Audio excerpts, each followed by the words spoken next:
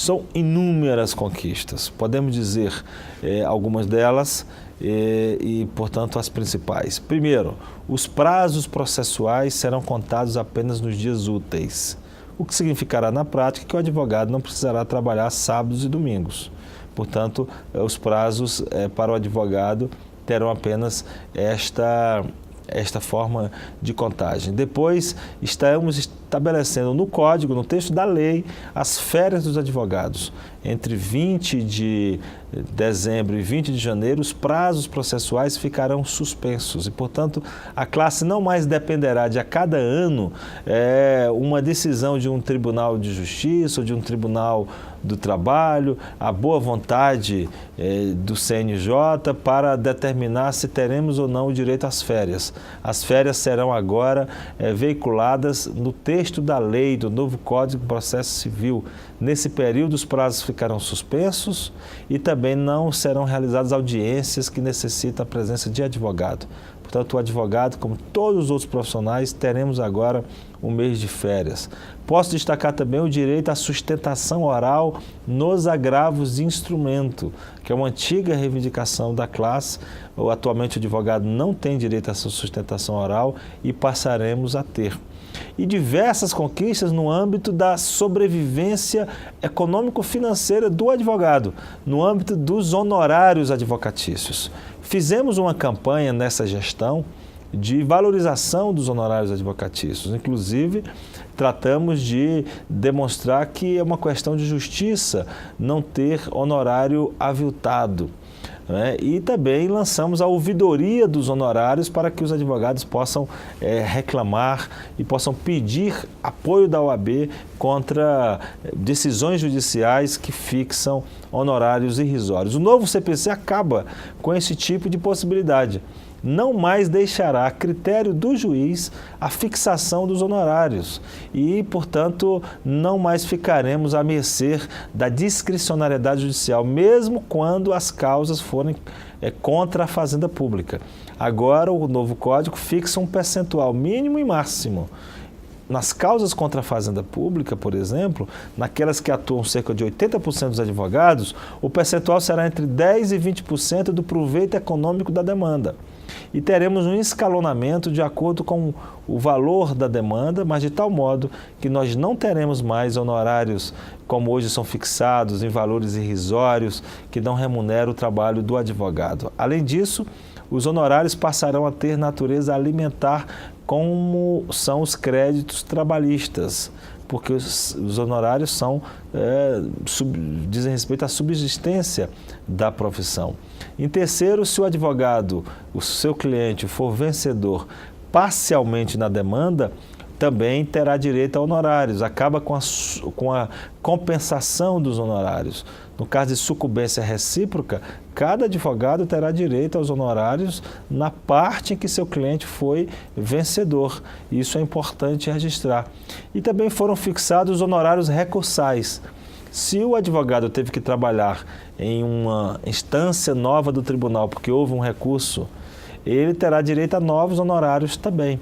Então perceba o grau e a importância desta estipulação em relação aos honorários e que o advogado, ao final, ele poderá dizer se quer receber os honorários na pessoa física ou na pessoa jurídica de seu escritório, o que significa um ganho tributário, sem dúvida alguma, que se soma já ao ganho do super simples que vem em benefício de toda a classe, o super simples que foi aprovado este ano e que entrará em vigor a partir de 1º de janeiro de 2015. Percebam, portanto, que o novo Código de Processo Civil vem ao encontro do ideário desta gestão, da gestão que diz que o advogado valorizado significa o cidadão respeitado. E muitas outras bandeiras e conquistas para a advocacia constam no novo Código de Processo Civil, o que demonstra mais uma vitória da força dos 850 mil advogados do Brasil, que foi capitaneada pela atual gestão do Conselho Federal da OAB, com apoio de todas as seccionais da entidade e dos 81 conselheiros federais da Ordem.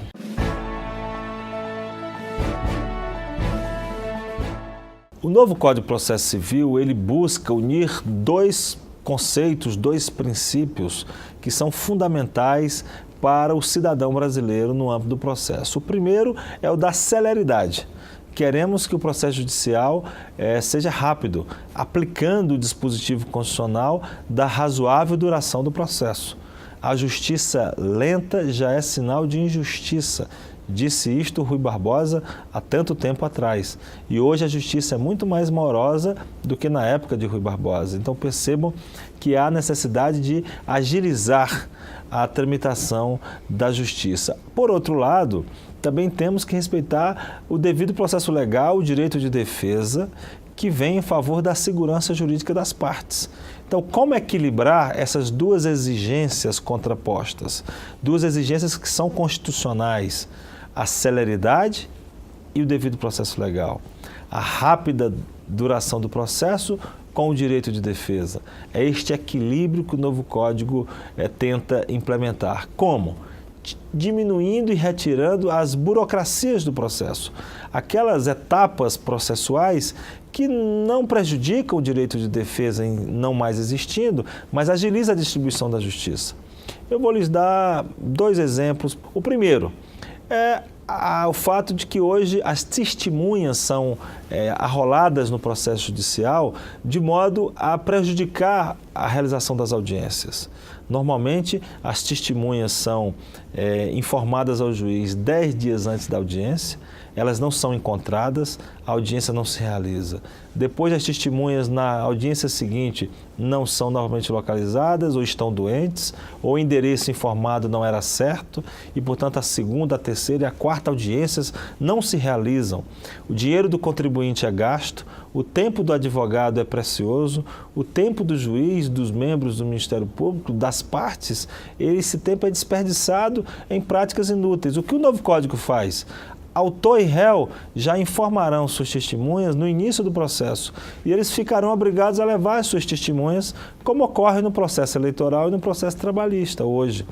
E isso, obviamente, desde que não haja uma justificativa para que o réu ou o autor não possam levar. E isso dará um ganho processual. Talvez numa simples definição como essa, você ganhará 1 ou 2 anos de processo judicial numa burocracia desnecessária. Uma outra situação diz respeito às exceções.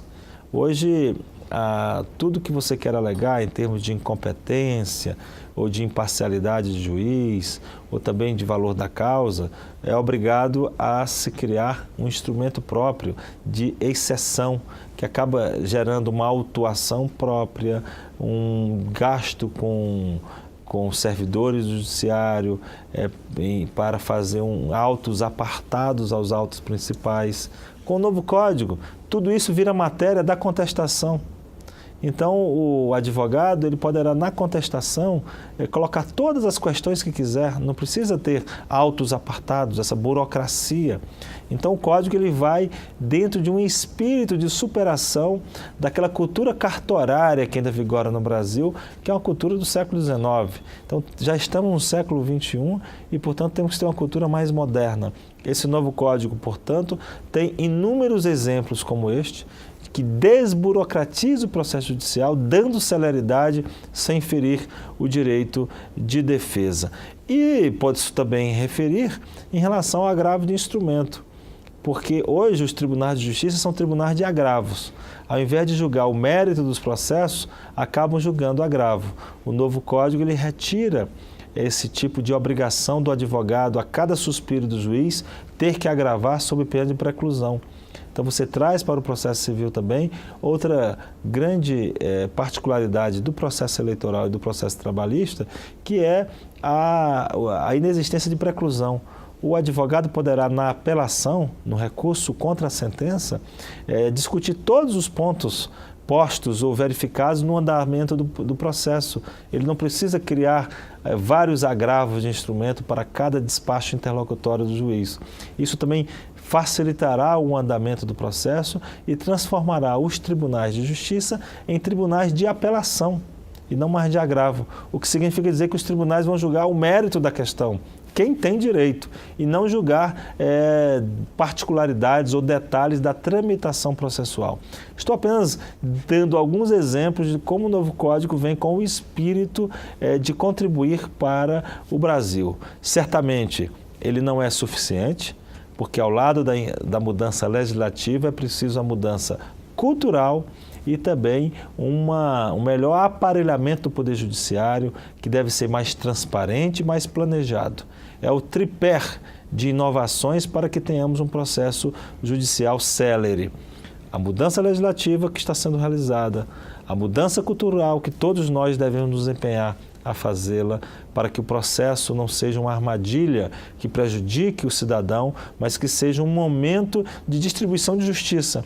E também uma mudança na cultura e na estrutura do judiciário, para que o judiciário brasileiro preste um melhor serviço ao cidadão. Sem dúvida alguma, estamos diante de uma notícia alvissareira que a Ordem dos Advogados do Brasil participou diretamente e tivemos a sensibilidade de todos os presidentes de comissões no Congresso Nacional e relatores no Congresso Nacional que foram fundamentais com as suas sensibilidades, com o carinho que demonstraram com a advocacia brasileira, com a importância da classe, para que possamos, nesse momento, anunciar aos advogados do Brasil que teremos um CPC à altura dos tempos atuais. Claro que, como toda obra humana, ela não é perfeita.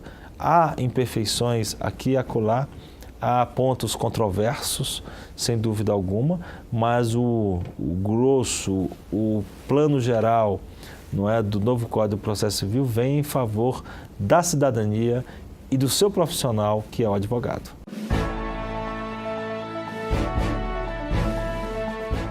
O Brasil passou por uma evolução muito grande na área do direito processual. Tivemos uma época em que os códigos de processos eram em cada estado, eram matérias de competência dos estados, e cada estado, portanto, tinha seu diferente código de processo. Depois tivemos a unificação e a atribuição para a competência federal, para um código de processo único. O que está atualmente em vigor é de 1973, é o Código Buzaide, porque, assim denominado, porque foi elaborado praticamente no gabinete do ministro da Justiça de então, Alfredo Buzaide. Então, um código que não apenas não é moderno, como também foi elaborado em um momento de ditadura militar, um momento obscuro da história do Brasil, e são motivos mais do que suficientes para justificar a edição de um novo código. Além do que, nós passamos ao longo desse período por várias inovações ou micro-reformas do novo Código de Processo Civil, o que passou a ter o atual código ser uma coxa de retalhos. Quer dizer, inovações interessantes foram feitas ao longo dessa história, mas o código atualmente em vigor ele não tem um sentido de unidade.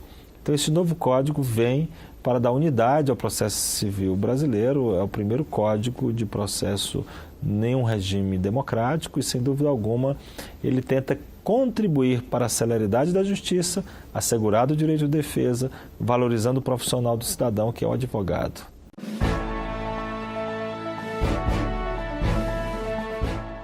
A Ordem dos Advogados do Brasil sediou um dos momentos mais importantes para a história do país. A apresentação do relatório final da Comissão Nacional da Verdade, que investigou denúncias de violações de direitos humanos durante o regime militar.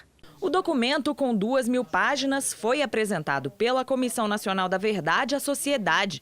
A comissão ouviu 1.200 pessoas, entre agentes militares, vítimas e familiares, para apurar denúncias de violações de direitos humanos. O relatório não representa, e dissemos isso nós da comissão, a presidenta Dilma Rousseff, o começo ou o fim dessa investigação.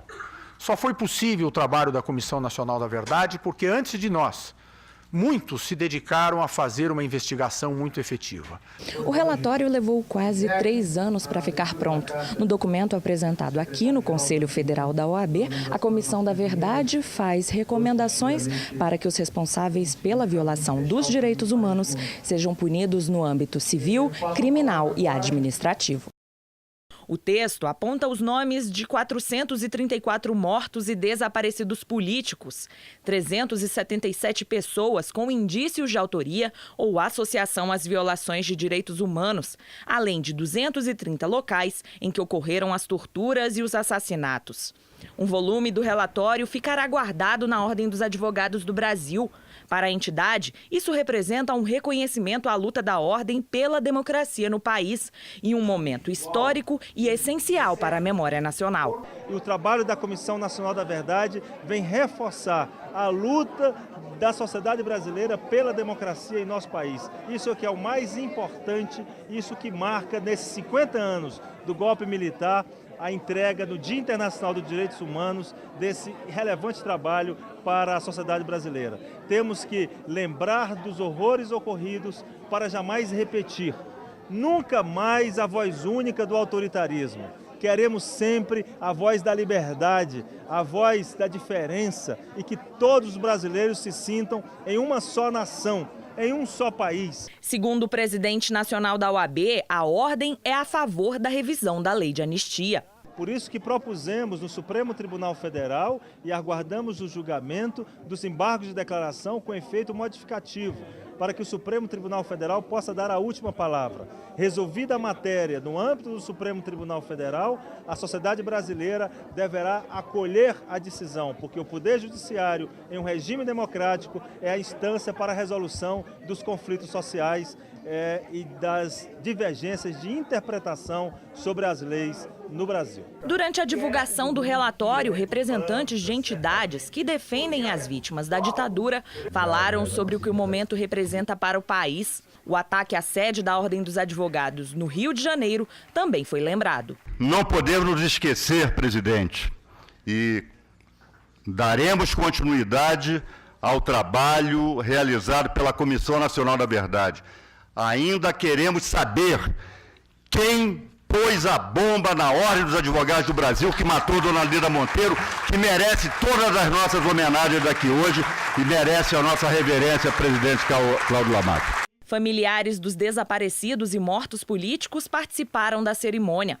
Vera Paiva, filha de Rubens Paiva, torturado e assassinado por militares durante a ditadura, pediu a colaboração das testemunhas nas investigações. E eu peço penhoradamente a todos aqueles que foram testemunhas, mesmo sem querer estar ali na cena, tá certo? De atos de desaparecimento, enterro de corpos, que por favor contem a verdade, tá certo? Contem, nem todo, né? Contar a verdade é um modo de reconhecer talvez a culpa, talvez o fato de estar obrigado naquele momento por uma autoridade maior, né? Mas o Brasil merece essa verdade, não é só a nossa família, são milhares de famílias. O trabalho realizado pela comissão é considerado apenas o início das investigações das prisões, torturas e mortes realizadas entre 1964 e 1985, durante a ditadura. E no próximo bloco, OAB participa da cerimônia de diplomação da presidenta Dilma Rousseff e do vice Michel Temer. Voltamos em instantes.